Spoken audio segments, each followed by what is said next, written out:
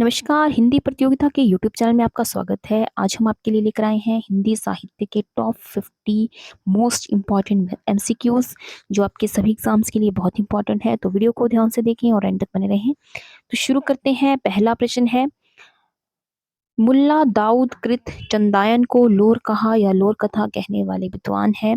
तो मुल्ला दाऊद की द्वारा लिखित है ये चंदायन, काफ़ी फेमस उनकी रचना है, कई बार एग्जाम में पूछी गई है। तो इसे लोर कहा तथा लोर कथा कहने वाले जो विद्वान थे वो थे option number A Mata Prasad गुप्त। तो ऑप्शन नंबर ए इसका सही आंसर है। अगला प्रश्न है, रामश्री शाखा के प्रतिनिधि ग्रंथ रामचरितमानस की रचना महाकवि तुलसीदास ने कब की थी। तो इससे भी एक प्रश्न तो ये बन जाता है कि रामचरितमानस की रचना जो है महाकवि तुलसीदास ने की थी। तो इसकी जो रचना है तुलसीदास ने कब की थी। तो इसकी रचना उन्होंने की थी 1574 ईस्वी में। तो ऑप्शन नंबर 20 का सही आंसर है। अगला प्रश्न है, चंदायन का अन्य नाम लोर कहा नामकरण के पीछे क्या कारण था। तो चंदायन को जो है वो लोर कहा या लोर कथा भी कहा जाता है। तो इसके पीछे कारण ये था कि इसके जो नायक थे उनका नाम लोर या लौरिक था। तो ऑप्शन नंबर 20 का सही आंसर है। अगला प्रश्न है, निम्नलिखित में से सूफी संप्रदाय नहीं है। तो इनमें से जो सूफी संप्रदाय नहीं है तो वो है युगलबंदी मोहब्बती। ऑप्शन नंबर सी इसका सही आंसर है। अगला प्रश्न है, अणुभाष्य सुबोधनी टीका तत्वदीप निबंध श्रृंगार रस मंडन विद्वन मंडल ग्रंथ कौन से कवि की देन है। तो ये सभी जो ग्रंथ हैं वो लिखे गए हैं बल्लभाचार्य के द्वारा। ऑप्शन नंबर 20 का सही आंसर है बल्लभाचार्य। अगला प्रश्न है, राघवानंद प्रणीत श्रेष्ठ भक्ति ग्रंथ है। तो राघवानंद प्रणीत श्रेष्ठ भक्ति जो ग्रंथ है वो है सिद्धांत पंचमात्रा। ऑप्शन नंबर सी इसका सही आंसर है। सिद्धांत पंचमात्रा जो है वो राघवानंद द्वारा लिखा गया है। अगला प्रश्न है, संत दास एवं जगन्नाथ दास द्वारा संकलित हरडेवाणी में किनका काव्य संकलित है। तो संत दास एवं जगन्नाथ दास द्वारा संकलित हरडेवाणी में जो है वो दादू दयाल का काव्य संकलित है। तो ऑप्शन नंबर 20 का सही आंसर है। अगला प्रश्न है, नरसिंह को ईश्वर का प्रमुख अवतार मानने वाले भक्त कवि हैं।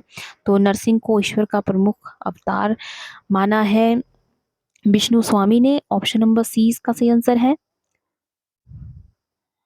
पद्मावत में जायसी के गुरु का नाम बतलाया है। तो पद्मावत में जायसी के गुरु का नाम जो है वो बताया गया है Syed Ashraf. Option number D इसका सही आंसर है सैयद अशरफ। अगला प्रश्न है, दादू दयाल की रचनाओं का संकलन शिष्य रज्जब ने किस नाम से किया। तो दादू दयाल की रचनाओं का संकलन जो है उनके शिष्य रज्जब ने किया था अंगबंधु के नाम से। ऑप्शन नंबर बी इसका सही आंसर है अंगबंधु अंगवधु। अगला प्रश्न है, चैतन्य संप्रदाय का प्रमुख ग्रंथ है। तो चैतन्य संप्रदाय का जो प्रमुख ग्रंथ है वो है गोविंद भाष्य। ऑप्शन नंबर डी इसका सही आंसर है। किस संप्रदाय में मुक्ति का कोई स्थान नहीं है। तो मुक्ति का कोई भी स्थान नहीं है राधा बल्लभ संप्रदाय में। ऑप्शन नंबर 20 का सही आंसर है। स्वामी हरिदास अकबर ने नवरत्नों में से किसके गुरु थे। तो स्वामी हरिदास अकबर के नवरत्नों में जो है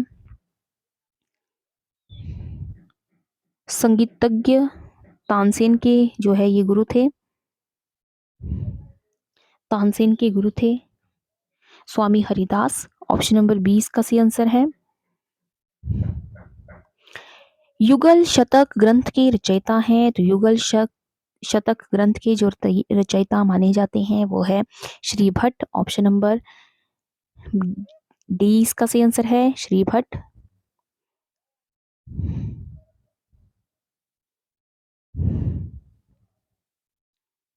अगला प्रश्न है, निम्नांकित सूफी काव्यों को उनके रचयिता से मिलान कीजिए।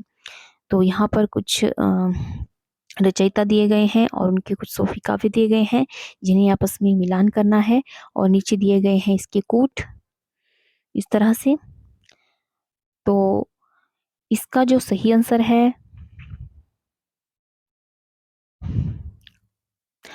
यूसुफ जुलेखा जो है इनकी जो रचना यूसुफ जुलेखा जो है वो रचना है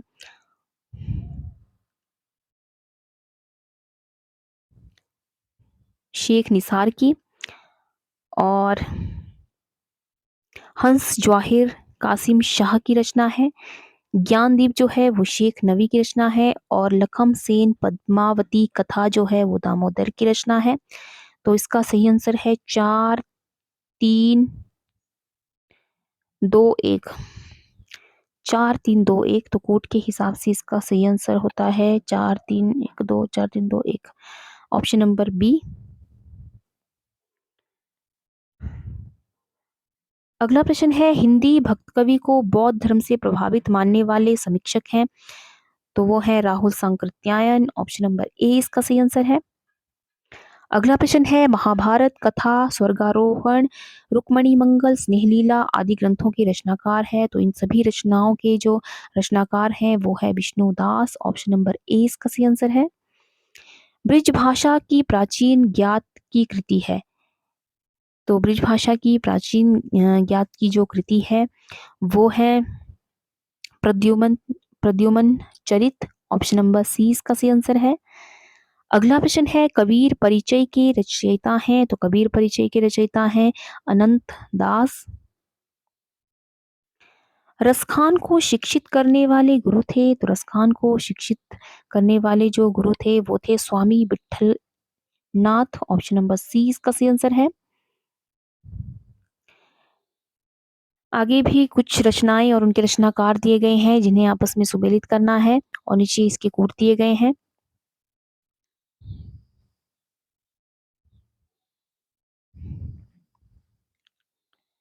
तो पहले आता है मधुमालती कथा। तो मधुमालती कथा जो है वो चतुर्भुज दास की रचना है। चिताई वार्ता नारायण दास की रचना है। सुख निदान निधान धर्मदास की रचना है और प्रेमावती जो है वो रंजन की रचयिता है।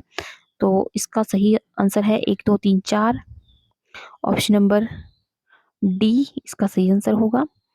अगला प्रश्न है महाराष्ट्र के प्रथम निर्गुण साधक भक्त थे। तो महाराष्ट्र के प्रथम निर्गुण साधक जो भक्त माने जाते हैं वो है ज्ञानदेव। ऑप्शन नंबर ए इसका सही आंसर है। हजारी प्रसाद द्विवेदी के अनुसार प्रथम सूफी रचना है। तो हजारी प्रसाद द्विवेदी जी ने प्रथम सूफी रचना माना है सत्यवती कथा को। ऑप्शन नंबर बी इसका सही आंसर है। ललित संप्रदाय के प्रवर्तक हैं। तो ललित संप्रदाय के जो प्रवर्तक हैं वो हैं वंशी अली। ऑप्शन नंबर डी इसका सही आंसर है। आचार्य रामचंद्र शुक्ल ने रसिक संप्रदाय का प्रवर्तक किसे माना है। तो आचार्य रामचंद्र शुक्ल ने रसिक संप्रदाय का प्रवर्तक माना है ऑप्शन नंबर ए रामचरण दास को। तो ऑप्शन नंबर ए इसका सही आंसर है। अगला प्रश्न है नानक देव का जन्म कब हुआ था। तो नानक देव का जन्म जो है वो हुआ था 1469 को। ऑप्शन नंबर सी इसका सही आंसर है।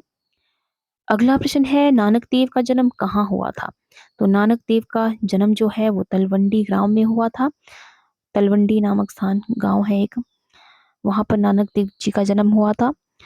नानक देव कृत रचनाएं हैं। तो इनकी जो रचनाएं हैं इनकी प्रसिद्ध रचनाएं हैं जपू जी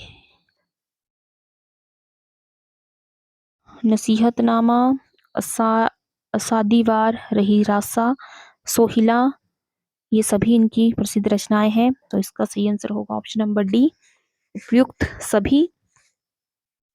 अगला प्रश्न है जंभनाथ से संबंधित संगत कथन है। तो जंभनाथ से संबंधित जो सही कथन है उनके विषय में तो वो है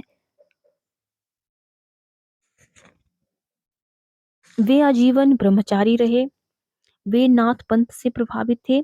इनका समाधि स्थल समराथल नाम से विख्यात है। तो ये सभी इनके संबंधित जो कथन थे वो सभी सही हैं। तो ऑप्शन नंबर डी इसका सही आंसर होगा। अगला प्रश्न है, गगन हमारा बाजा बाजे मतरफल हाथी संसे का बल गुरुमुख तोड़ा, पांच पुरुष मेरे साथी के रचयिता हैं। तो इसके जो रचयिता हैं वो है जंभनाथ। ऑप्शन नंबर 20 का सही आंसर है। निरंजनी संप्रदाय का प्रमुख मठ स्थित है। तो निरंजनी संप्रदाय का जो प्रमुख मठ है वो स्थित है डिडवाना में। ऑप्शन नंबर 20 का सही आंसर है। संत सींगा का जन्म कहाँ हुआ था? तो संत सींगा का जन्म हुआ था खरांगी गांव में। ऑप्शन नंबर 20 का सही आंसर है। गुणग्राही गोविंद गुण गावा, भजी भजी राम परम पद पावा, पद के रचयिता हैं। तो इस पद के जो रचयिता हैं वो है Haridas Niranjani. Option number A इसका सही आंसर है। संत सींगा कृत रचनाएं हैं। तो संत सींगा कृत जो रचनाएं हैं वो है सींगा जी का आत्मज्ञान, सींगा जी की का आत्मध्यान, सींगा जी का आत्मबोध, सींगा जी का नरद, सींगा जी का सरद, सींगा जी का सप्तवारी, सभी इनकी रचनाएं हैं। तो उपयुक्त सभी इसका सही आंसर होगा। अगला प्रश्न है, निम्नलिखित में से संत का जन्म अलव के धौलीरूप ग्राम में एक मुसलमान परिवार में हुआ था? तो निम्न में से किस संत का जन्म अलव के धौलीपुर ग्राम के एक मुसलमान परिवार में हुआ था? तो इसका सही आंसर है लालदास का। ऑप्शन नंबर 20 का सही आंसर है। दादू दयाल का जन्म कहाँ हुआ था? तो दादू दयाल का जन्म जो है वो अहमदाबाद में हुआ था। ऑप्शन नंबर 20 का सही आंसर है। गरीब दास तथा मिस्कीनंद दास नामक दो पुत्र थे। तो ये दोनों ही जो है संत दादू दयाल के पुत्र थे। ऑप्शन नंबर 20 का सही आंसर है। अंगवधु के रचयिता हैं। तो अंगवधु के जो रचयिता हैं वो है दादू दयाल। ऑप्शन नंबर ए इसका सही आंसर है। निम्न में से किस संत ने निर्गुण भक्त कवि होने पर भी ईश्वर के सगुण स्वरूप को मान्यता दी है? तो ऐसे कवि, ऐसे जो संत कवि थे वो थे संत दादू दयाल। ऑप्शन नंबर सी इसका सही आंसर है। संत दादू दयाल के गुरु थे। तो संत दादू दयाल के जो गुरु थे वो थे गुरु बुद्ध भगवान, गुरु वृद्ध भगवान। ऑप्शन नंबर ए इसका सही आंसर है। दादू पंथ से संबंधित स्थान है। तो दादू पंथ से संबंधित जो स्थान है वो है कल्याणपुर, सांभर, आमेर, नारायणा, भराणा। तो ये सभी दादू पंथ से संबंधित स्थान है। अगला प्रश्न है, मलूकदास कृत रचनाएं हैं। तो मलूकदास कृत जो रचनाएं हैं वो है ज्ञान बोध, ज्ञान परोक्षी, विभव विभव विभूति, रतन खान। तो ये सभी मलूकदास कृत रचनाएं हैं। ऑप्शन नंबर डी इसका सही आंसर है। मलूकदास की रचनाओं में सर्वाधिक महत्वपूर्ण रचना है। तो मलूकदास की रचनाओं में जो सबसे महत्वपूर्ण जो रचना है वो है ज्ञानबोध। ऑप्शन नंबर ए इसका सही आंसर है। अगला प्रश्न है, भक्ति विवेक में सम्मिलित कथा है। तो भक्ति विवेक में जो सम्मिलित कथा है वो है काश नृत्य की कथा, नृत्य तथा बढ़ई की कथा, सिंह तथा श्रृंगार की कथा, पंडित तथा नागकन्या की कथा। तो ये सभी कथा जो है वो भक्ति विवेक में सम्मिलित है। अगला प्रश्न है, बाबा लाल के गुरु थे। तो बाबा लाल के जो गुरु थे वो थे चेतन बाबा या चेतन स्वामी। ऑप्शन नंबर 20 का सही आंसर है। बाबा लाल के गुरु थे, रिपीट प्रश्न है। अगला प्रश्न है, देहा भीतर श्वासे भीतर जीव जीवे भीतर वासना, किस विधि पाइये पीव, पद के रचनाकार हैं। तो इस पद के जो रचनाकार हैं वो है बाबा लाल। ऑप्शन नंबर ए इसका सही आंसर है। सुंदर दास के गुरु थे। तो सुंदर दास के जो गुरु थे वो थे दादू। सुंदर दास का जन्म कब हुआ था? तो सुंदर दास का जन्म हुआ था सन 1596 ईस्वी में। निम्नलिखित में से संत श्रृंगार की रचनाओं के कट्टर विरोधी थे। तो निम्न में से कौन से संत जो है श्रृंगार रस की रचनाओं के कट्टर विरोधी थे? तो ऐसे जो संत थे वो थे सुंदरदास। ऑप्शन नंबर ए इसका सही आंसर है। अगला प्रश्न है, गुरु अर्जुन देव द्वारा रचित रचना है। तो गुरु अर्जुन देव द्वारा रचित जो रचना है वो है सुखमणि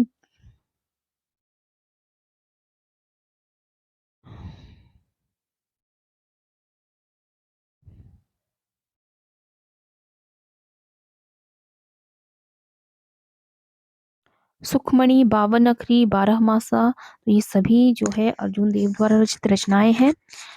तो ये था आज के हिंदी साहित्य से संबंधित कुछ महत्वपूर्ण प्रश्न। तो आई होप आपको ये वीडियो पसंद आया हो, तो वीडियो को लाइक करें और ज़्यादा से ज़्यादा शेयर करें। और अगर आपने चैनल को अभी तक सब्सक्राइब नहीं किया है तो चैनल को सब्सक्राइब करना बिल्कुल ना भूलें।